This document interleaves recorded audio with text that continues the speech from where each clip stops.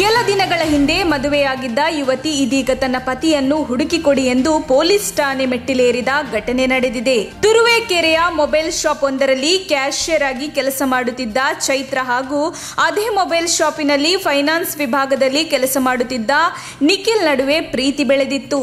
ಬಳಿಕ ಚೈತ್ರ ಮನೆಯವರ ವಿರೋಧದ ನಡುವೆಯೂ ನಿಖಿಲ್ ನನ್ನು ದೇವಸ್ಥಾನದಲ್ಲಿ ವಿವಾಹವಾಗಿದ್ದರು. ಜೊತೆಗೆ ಫೆಬ್ರವರಿ 7ರಂದು ರಿಜಿಸ್ಟರ್ ಮ್ಯಾರೇಜ್ ಕೂಡ ಆಗಿದ್ದರು. ಆದರೆ ಇದ್ದಕ್ಕಿದ್ದಂತೆ ನಿಖಿಲ್ ನಾಪತ್ತೆಯಾಗಿದ್ದು, ಇದರಿಂದ ಗಾಬರಿಗೊಂಡ ಚೈತ್ರ ನಿಖಿಲ್ ನನ್ನು ತಿಪಟೂರು ತಾಲೂಕಿನ ಪರವಗೊಂಡನಹಳ್ಳಿಯಲ್ಲಿರುವ ನಿಖಿಲ್ ಮನೆಗೆ ಹುಡುಕಿಕೊಂಡು ಹೋಗಿದ್ದು, ಈ ವೇಳೆ ಚೈತ್ರಾಳಿಗೆ ನಿಖಿಲ್ ತಂದೆ ಬಸವರಾಜು ಅವಾಚ್ಯ ಶಬ್ದಗಳಿಂದ ನಿಂದಿಸಿದ್ದಾರೆ ಎನ್ನಲಾಗಿದೆ. ಇದರಿಂದ ಕಂಗಾಲಾಗಿರುವ ಚೈತ್ರ ನನ್ನ ಗಂಡನನ್ನು ಹುಡುಕಿಕೊಡಿ ಎಂದು ಪೊಲೀಸ್ ಠಾಣೆ ಮೆಟ್ಟಿಲೇರಿದ್ದು, ಕಿಬ್ಬನಹಳ್ಳಿ ಪೊಲೀಸ್ ಠಾಣೆಯಲ್ಲಿ ಪ್ರಕರಣ ದಾಖಲಾಗಿದೆ. ವರದಿ AN ಫೀರ್ ತುಮಕೂರು.